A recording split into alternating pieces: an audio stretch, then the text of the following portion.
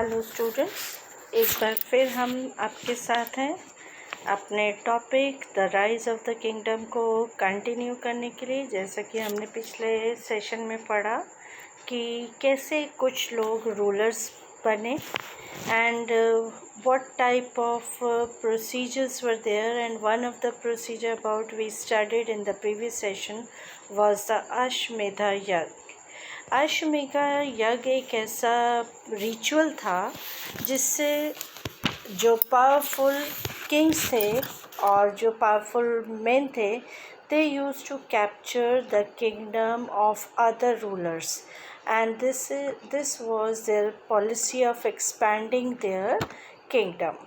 और इसके ज़रिए वो दूसरे राजाओं के किंगडम्स को कैप्चर किया करते थे और जो उनकी सुप्रीमेसी एक्सेप्ट नहीं किया करते थे उनके साथ उनको वॉर करना पड़ता था, उनके साथ लड़ना पड़ता था। और अगर उस वॉर में वो हार जाते थे तो ultimately the other kings kingdom had to be in his territory. तो इस तरह से ये हमने पढ़ा कि this was the system of that time. और फिर हमने बात करी थी जनपदास एंड महाजनपदास की पॉलिटिकल स्ट्रक्चर के बारे में हमने बात की थी। गंगा प्लेन्स में सेमी नोमैडिक ट्राइबल यूनिट्स थी जिनको हम जना कहते थे। जना मीन्स लोग। और अर्ली वैदिक टेक्स्ट अगर पढ़ा जाए तो उससे पता चलेगा कि उस टाइम पर बहुत सारे आर्यन ट्राइब्स थी और उनके लोग थे living in semi nomadic tribal state and they used to fight with each other, है ना। ये सब हमने पढ़ा था। फिर हमने बात करी थी ओलिगार्ची गवर्नमेंट की, जिसमें क्या रूल था, only the Kshatriya families who own the land and had the political powers, they were having the power in their hands, and this type of government had been called oligarchy by some historians। उसके बाद हमने बात करी थी कि there were 16 mahajanapadas, लेकिन उसके बाद जब ये लोग आपस में लड़ते झगड़ते रहते थे तो ultimately only 4 powerful mahajanapadas survived at last, जिसमें से मगध सबसे ज़्यादा इम्पॉर्टेंट था। और फिर हमने मगध के बारे में पढ़ना शुरू करा था। We started studying about important kings of Magadh and we talked about Bimbisar। He was the first ruler of Magad and he ruled for 52 years। Underline this, he ruled for 52 years। Okay, फिर हमारा second ruler हमने जिसके बारे में बात की थी, we were talking about Ajatashatru, जिसका रेन टाइम था 495 to 462 BC। और BC जब हम पढ़ते हैं बेटा तो हमेशा आप याद रखिए कि BC हमेशा रिवर्स में हम डेट्स को कैलकुलेट करते हैं। तो 495 to 462 BC, Ajatashatru was the son of Bimbisar and he ruled for about 32 years। He persuaded the policy of expansion। तो आज हम उसकी पॉलिसी ऑफ एक्सपेंशन के बारे में और ज़्यादा पढ़ेंगे और आई होप कि आप लोग ने भी थोड़ा सा स्टडी किया होगा इस चैप्टर को। तो आइए हम लोग कंटिन्यू करें। तो in this will continue that Bimbisara के बाद Ajatashatru was the ruler। he ruled for 32 years, है ना। and he persuaded the policy of expansion। और उसने अपनी एक्सपेंशन की पॉलिसी को कंटिन्यू रखा क्योंकि वो अपने किंगडम को बढ़ाना चाहता था। और बढ़ाते हुए वो उस पॉलिसी को फॉलो करता गया एंड जब वो उस पॉलिसी के लिए उसने क्या करा, कॉन्कर्ड कौशला। उसने सबसे पहले कौशल को कॉन्कर किया, फिर काशी को, देन वैशाली को। And he called the first Buddhist council in Rajgriha. और उसने अपनी सबसे पहली बुद्धिस्ट काउंसिल कहाँ कॉल करी, राजगृह, जो आज के टाइम में राजगीर जिसको हम राजगीर के नाम से जानते हैं। And it was held in 487 BC। Ajatashatru also build a fort. इसने एक किला भी बनवाया which afterwards became the new capital and was called Pataliputra. और ये एक बहुत बड़ा किला क्या बन गया? Ultimately it became his new capital and the new capital was known as Pataliputra. और इससे पहले कि हम थोड़ा सा और कंटिन्यू करें, मैं आपको एक छोटी सी वीडियो दिखाना चाहूँगी, वो शेयर करते हैं आपके साथ। I hope you will enjoy and understand in a better way.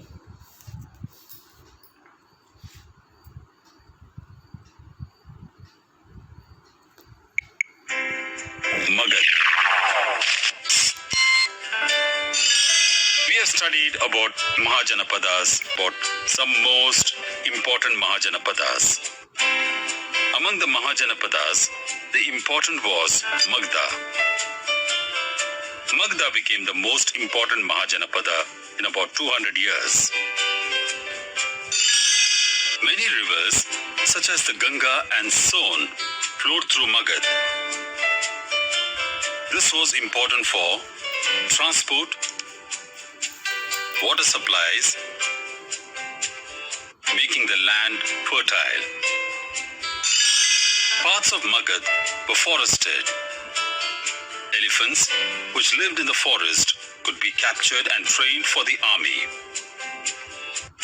Forests also provided wood for building houses, carts, and chariots. There were iron ore mines in the region that could be tapped to make strong tools and weapons.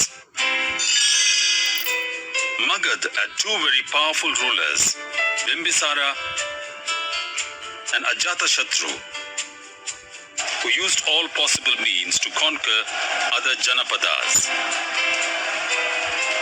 Mahapadmananda was another important ruler. He extended his control up to the northwest part of the subcontinent. Rajagriha, present-day Rajgir in Bihar, was the capital of Magad for several years.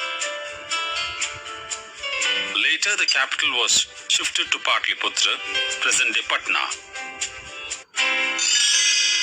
More than 2,300 years ago, a ruler named Alexander, who lived in Macedonia in Europe, wanted to become a world conqueror.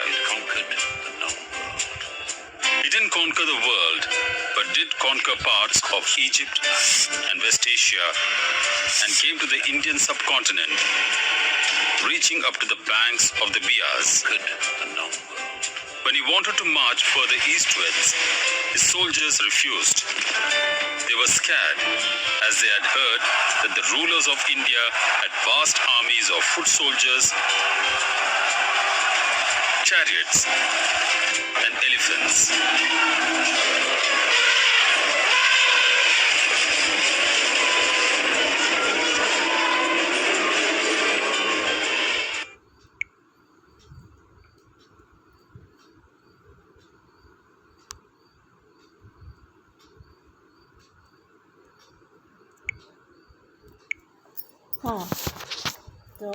So I hope you have enjoyed the video. तो हमने ये देखा कि कैसे मगध एक important kingdom बना और इसके रूलर्स ने इसमें कितना कंट्रीब्यूट किया, है ना। तो हमें पता चला कि यहाँ के दो पावरफुल रूलर्स जिनके बारे में मैं भी आपको बता चुकी हूँ, अजातशत्रु एंड बिम्बिसार। और उसके बाद अजातशत्रु सक्सेसर कौन हुआ अजातशत्रु का? After Ajatashatru's death, Magadha gradually lost its position. Ajatashatru के डेथ के बाद मगध धीरे धीरे अपनी पावर लॉस्ट करता गया। The dynasty of Bimbisara was overthrown by Shishunag. उसके बाद ये डायनेस्टी ऑफ बिम्बिसारा ये किसने ले ली? इसको कैप्चर कर लिया Shishunaga, the governor of Banaras. ठीक है, इसको आप अंडरलाइन करेंगे। The last king of the Shishunaga dynasty, और इस डायनेस्टी शिशुनागा डायनेस्टी के लास्ट रूलर कौन थे? The last king of Shishunaga dynasty Kalashoka was murdered by Mahapadmananda. Mahapadmananda ने इसके लास्ट रूलर को मार दिया जो कि कालासुका था, and he became the ruler of Magadh. कौन बना? महापद्मनानंदा ये न्यू रूलर बना मगध का। अब हम पढ़ेंगे causes of the rise of Magadh kingdom. Causes क्या थे मगध किंगडम के राइज के। अभी हमने वीडियो में भी देखा कि वहाँ की जो फर्टाइल थी, क्योंकि वहाँ से 2 रिवर्स फ्लो करती थी, गंगा इज़ नोन, जिसकी वजह से वहाँ की जो लैंड थी that was very much fertile. वहाँ पे मिनरल्स, वहाँ पे रिच मिनरल रिसोर्सेज भी थे, जिसकी वजह से the place became very much valuable. तो हम पढ़ेंगे पहले इसके बारे में।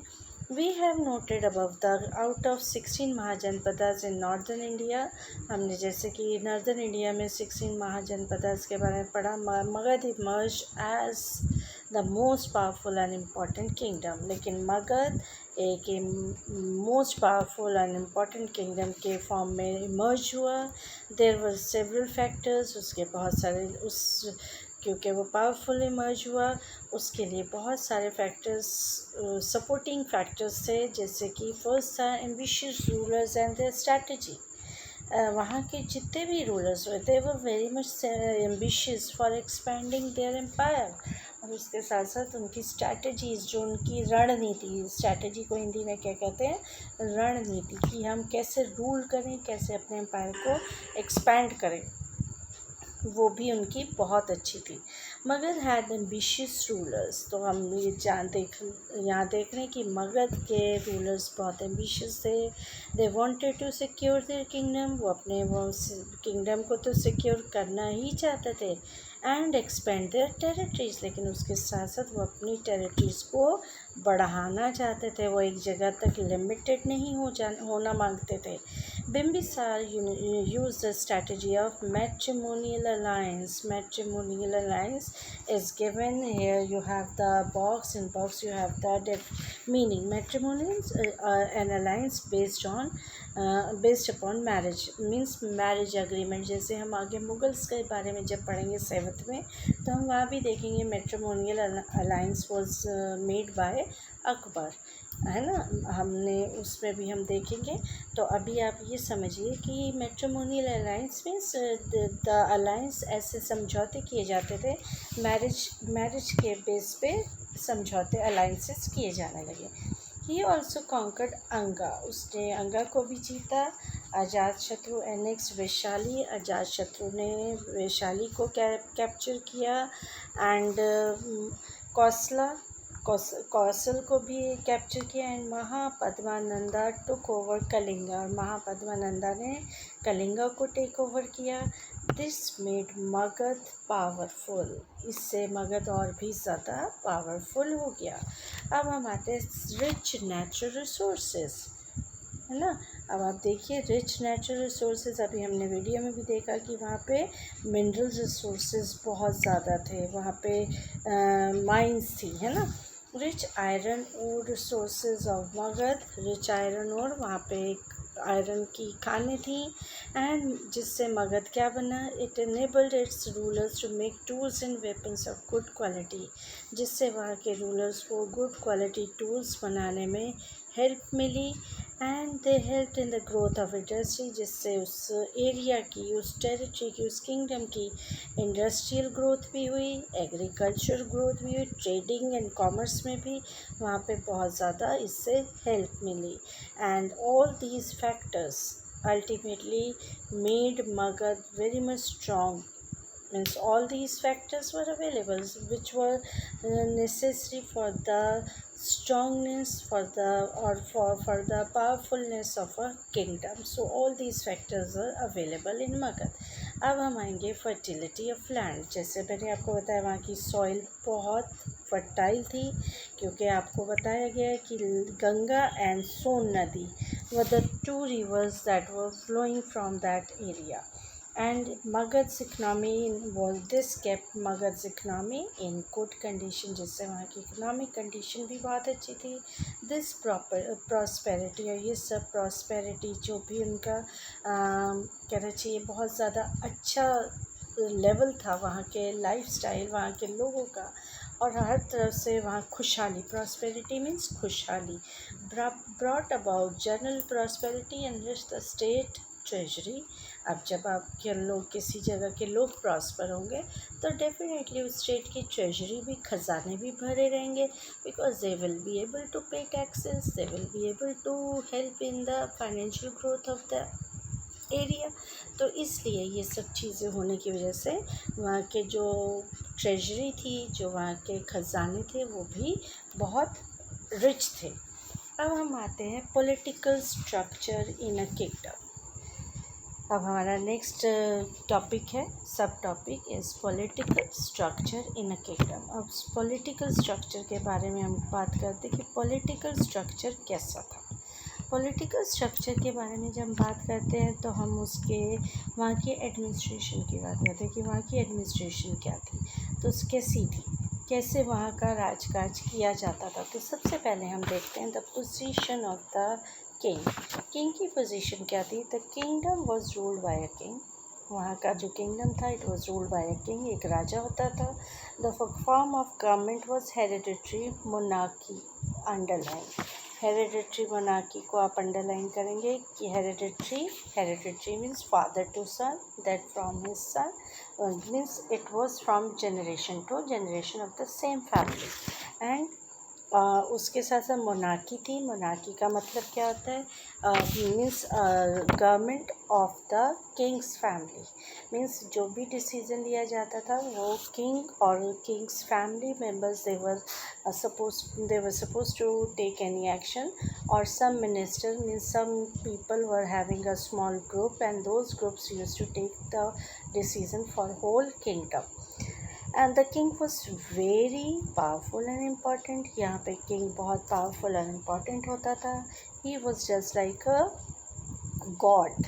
वो कैसे क्या माना जाता था, उसे एक गॉड की तरह माना जाता था। Living in a large palace, जो कि बहुत बड़े पैलेस में रहता था, with a number of officers and servants. He was the guardian of his people's life. Guardian means Elder. जैसे आप जब आप लोग का कहीं नेम लिखा जाता है, फिर आपका नेम ऑफ द स्टूडेंट होता है, फिर होता है पेरेंट्स और गार्जियंस नेम। गार्जियंस मीन्स जो आपकी देखभाल करते हैं, जो आपको लुक आफ्टर करते हैं। Parents mother and father, guardians जो आपको लुक आफ्टर करते हैं।